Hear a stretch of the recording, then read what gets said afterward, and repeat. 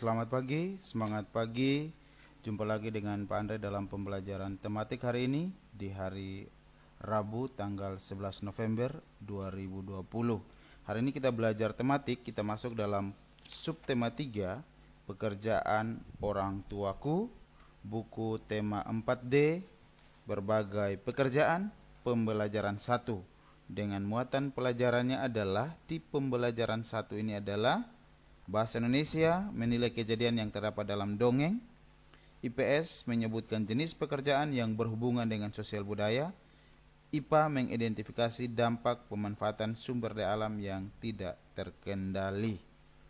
Sudah siap belajar hari ini? Jangan lupa persiapkan alat tulis dan simak materinya dari awal sampai akhir.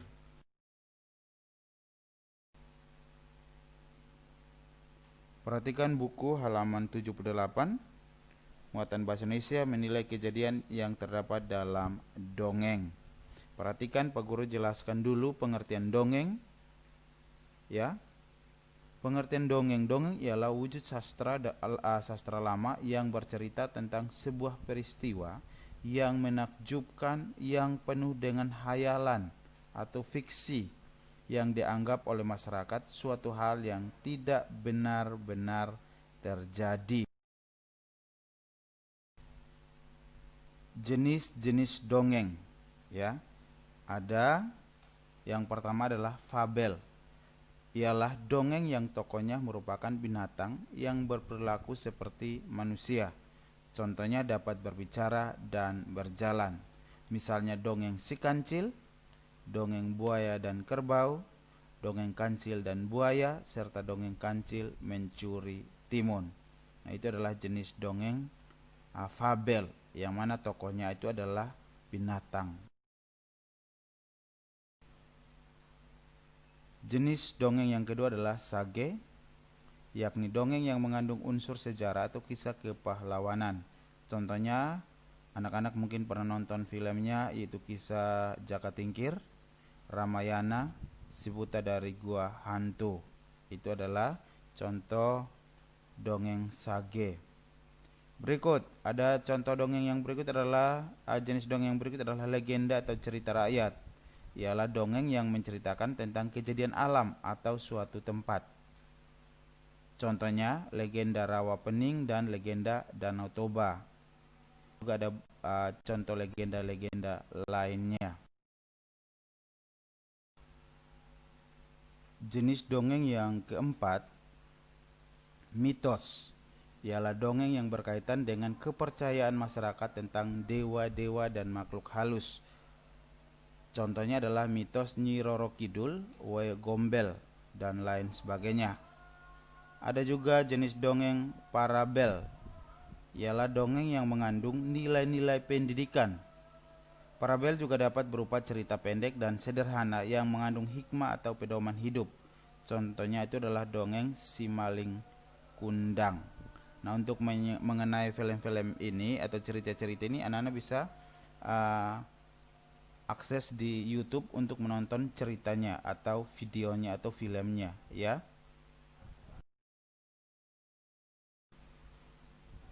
Selanjutnya adalah unsur-unsur intrinsik dari dongeng atau unsur-unsur yang terdapat di dalam dongeng. Tema, satu tema, dua tokoh atau tokoh dan penokohan, tiga alur atau plot, empat latar, lima sudut pandang, enam amanat. Kita akan bahas satu-satu. Simak terus video ini sampai selesai. Unsur intrinsik dongeng yang pertama adalah tema. Tema adalah inti atau gagasan dasar yang melatar belakangi keseluruhan cerita yang ada. Tema bisa bermacam-macam, misalnya tema pendidikan, lingkungan, sejarah perjuangan, persahabatan, lucu atau komedi, dan lain sebagainya. Unsur yang kedua adalah tokoh dan penokohan. Tokoh adalah pelaku kejadian atau orang yang terlibat dalam cerita tersebut. Sementara penokohan merupakan penentuan watak atau sifat tokoh yang ada pada cerita tersebut. Unsur intrinsik dongeng yang berikut adalah alur, ya, unsur cerita, ya. Alur atau plot, yaitu urutan kejadian dalam sebuah cerita. Latar adalah unsur yang menjadi latar belakang dari sebuah cerita atau tempat terjadinya cerita, ya. Latar sendiri terbagi ke dalam 3 jenis, ya, 3 jenis latar. Simak terus videonya. Jenis-jenis latar, yang pertama adalah latar tempat, seperti rumah, sekolah, kantin, dan lain-lain. Latar waktu, kejadian, bisa siang, sore, kemarin, dan lain sebagainya. Latar suasana, suasana senang, sedih, haru, atau tawa, dan lain-lain. Sudut pandang. Sudut pandang merupakan cara si penulis untuk menyampaikan ceritanya. Biasanya menggunakan sudut orang pertama, kedua, atau ketiga. Atau bisa juga menggunakan secara bergantian. Kadang orang pertama, kadang orang kedua, atau orang ketiga. Ya, agar kisahnya lebih. Dan unsur yang terakhir, intrinsik yang terakhir dalam cerita adalah amanat atau pesan moral. Amanat merupakan pesan moral yang disampaikan penulis kepada pembaca atau penontonnya, ya. Amanat merupakan pesan moral yang disampaikan penulis kepada pembaca atau penontonnya, ya. Ciri-ciri dongeng. Yang pertama, menggunakan alur sederhana. Yang kedua, cerita singkat dan bergerak cepat. Karakter tokoh tidak diuraikan secara rinci, ditulis dengan gaya penceritaan secara lisan. Terkadang pesan atau tema dituliskan dalam cerita. Biasanya pendahuluan sangat singkat dan langsung. Itu dia ciri-ciri dongeng. Jika sebelumnya kita sudah belajar tentang muatan pembelajaran bahasa Indonesia tentang dongeng, unsur-unsur cerita, selanjutnya kita akan belajar tentang jenis pekerjaan yang berhubungan dengan sosial budaya, yaitu muatan pelajaran IPS. Nah, perhatikan dan simak gambar-gambar di dalam video ini, yaitu jenis pekerjaan yang menghasilkan barang dan jenis pekerjaan yang menghasilkan jasa yang kita akan bahas dalam pembelajaran hari ini, ya. Jadi ada jenis pekerjaan yang menghasilkan barang, ada juga jenis pekerjaan yang menghasilkan jasa. Seperti yang terlihat dalam gambar ini, dalam video ini, jenis pekerjaan itu bermacam-macam. Semua pekerjaan harus dilakukan dengan sungguh-sungguh. Pekerjaan yang dilakukan dengan baik akan mendapatkan hasil yang maksimal. Pekerjaan yang ditekuni manusia dilakukan untuk mendapatkan upah. Nah, upah yang diperoleh dapat digunakan untuk memenuhi kebutuhan hidup sehari-hari. Pekerjaan menghasilkan barang seperti yang terlihat dalam video ini adalah tukang kayu, mengolah kayu dan menghasilkan lemari. Atau mebel, ya. Mebel itu menghasilkan kursi, meja, dan lain sebagainya. Penjahit menghasilkan pakaian. Petani menghasilkan padi. Nah, itu menghasilkan barang, ya. Itu contoh pekerjaan yang menghasilkan barang. Nah, untuk zaman sekarang ini, orang tuh harus pandai-pandai dalam mencari pekerjaan. Modal utama seseorang untuk bekerja adalah kemauan, pendidikan, dan keterampilan. Nah, seperti tadi yang Pak Guru sebutkan bahwa itu adalah pekerjaan-pekerjaan yang menghasilkan barang, seperti petani menghasilkan bekerja dan menghasilkan padi, terus mebeler itu menghasilkan kursi, kayu, meja, lemari, tempat tidur, dan lain sebagainya, atau tukang kayu.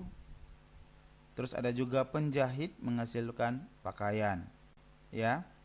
Nah, itu dia contoh pekerjaan yang menghasilkan barang. Selanjutnya adalah pekerjaan yang menghasilkan jasa, ya. Pekerjaan yang menghasilkan jasa. Selain membutuhkan barang, orang hidup juga membutuhkan jasa. Jasa diperoleh dari orang lain. Untuk mendapatkan jasa, maka harus ada imbalan tertentu. Seseorang yang telah memberikan jasa akan menerima imbalan. Imbalan atau upah biasanya berupa uang, ya. Nah, perhatikan contoh gambar yang ada di video ini yang menunjukkan pekerjaan yang menghasilkan jasa. Yang pertama itu adalah usaha perkebunan kelapa sawit membutuhkan jasa orang lain untuk mengurusnya, atau buruh kelapa sawit di perkebunan kelapa sawit. Terus ada juga ojek online, itu juga menghasilkan jasa mengantar dan menjemput. Terus guru menghasilkan jasa, dokter dan polisi, dan masih banyak lagi pekerjaan lain yang menghasilkan jasa.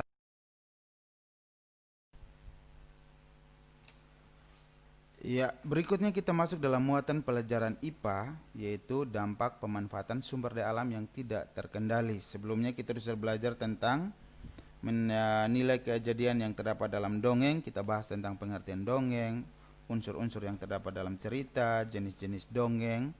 Terus kita juga belajar tentang jenis pekerjaan yang berhubungan dengan sosial budaya, yaitu pekerjaan yang menghasilkan barang dan juga pekerjaan yang menghasilkan jasa.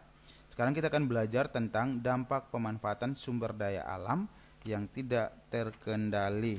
Perhatikan buku halaman 82. Di situ ada sumber daya alam yang digunakan oleh Pak Karna adalah kayu. Tahukah anak-anak dari mana kayu berasal? Apakah kayu merupakan sumber daya alam yang dapat diperbarui? Amatilah proses pengolahan kayu oleh perajin berikut ini. Nah, perhatikan di situ ada pohon. Dari skema pertama itu adalah pohon di hutan, ditebang, terus kayu diangkut dari hutan ke kota, terus kayu diolah oleh perajin menjadi barang kerajinan kayu dijual, dan barang kerajinan kayu digunakan konsumen. Ya, itu adalah kegiatan ekonomi. Nah, perhatikan di sini, di video ini juga ada skema, yaitu pohon di hutan ditebang, ya, pohon ditebang, dan ingat, tebanglah pohon yang sudah tua. Dan jika kamu tebang satu, maka jangan lupa harus tanam kembali. Seperti itu. Pohon di hutan, terus menebang pohon, kayu diangkut dari hutan ke kota, pengrajin kayu mengolah kayu tersebut. Setelah diolah menjadi barang seperti kursi, meja, lemari, tempat tidur dan lain sebagainya, pengrajin mengantarnya ke toko mebel. Toko mebel menjualnya dan pembeli membelinya atau konsumen membelinya dan memakainya. Nah, itu dia skema, ya, atau bagan pengolahan kayu oleh perajin. Perhatikan, masih di halaman 82. Pak Karna memiliki usaha yang cukup besar, namun karena banyaknya pesanan dari konsumen, ia memerlukan kayu untuk kerajinannya di luar daerahnya, yaitu dari hutan Kalimantan. Hutan Kalimantan merupakan salah satu hutan yang paling sering diambil kayunya. Dahulu, hutan Kalimantan sangat lebat dan merupakan paru-paru dunia. Namun, kini pohon-pohon di hutan Kalimantan semakin berkurang jumlahnya akibat sering terjadinya kebakaran hutan.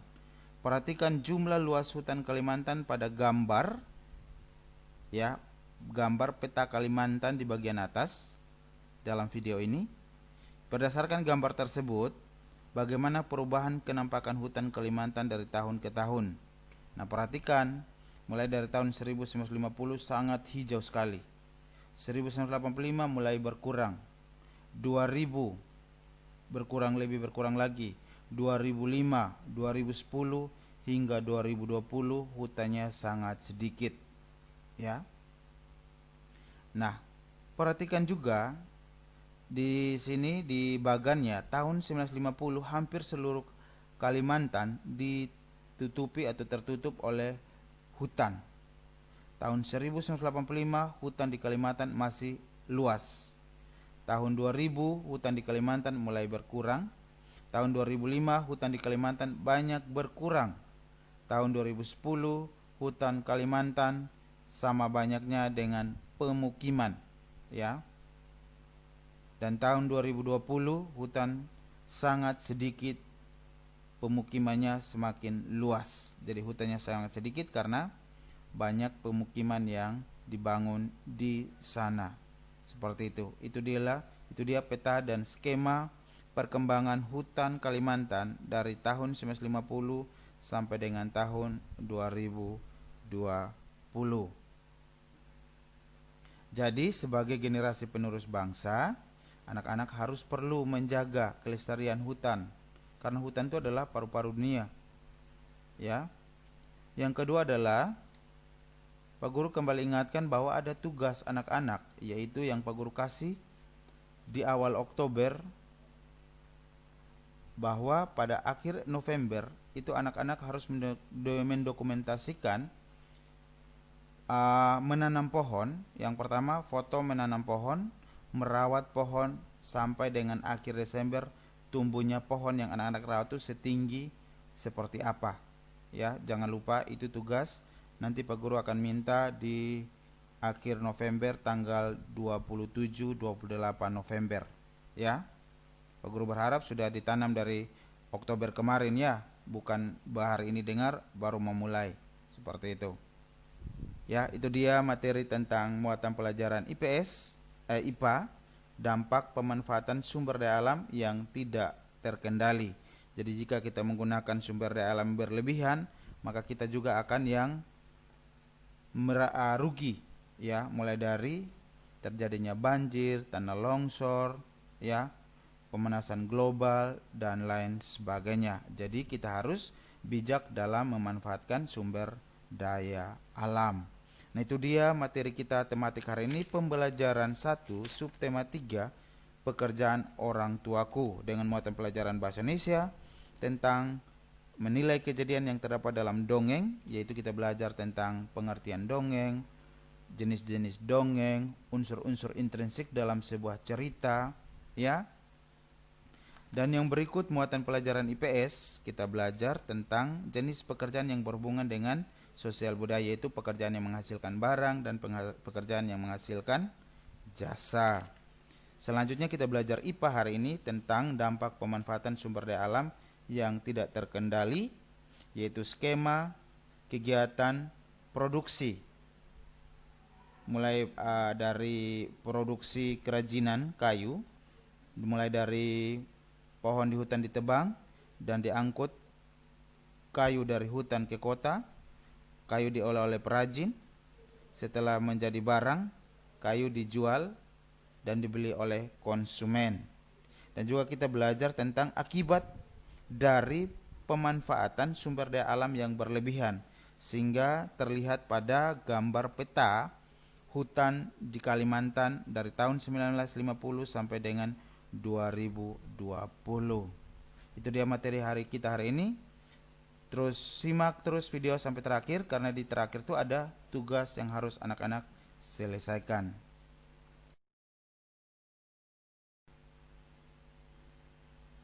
Ya, sebagai tugas tematik hari ini, yang pertama latihan halaman 80. Perhatikan cerita dongeng, perhatikan dongeng burung bangau dan seekor ketam. Baca ceritanya dari paragraf 1 sampai terakhir.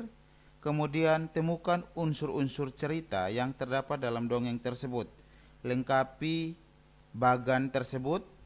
Tulis tokoh dalam dongeng tersebut, tempat atau latarnya di mana, judul, akhir cerita, awal cerita, pesan moralnya.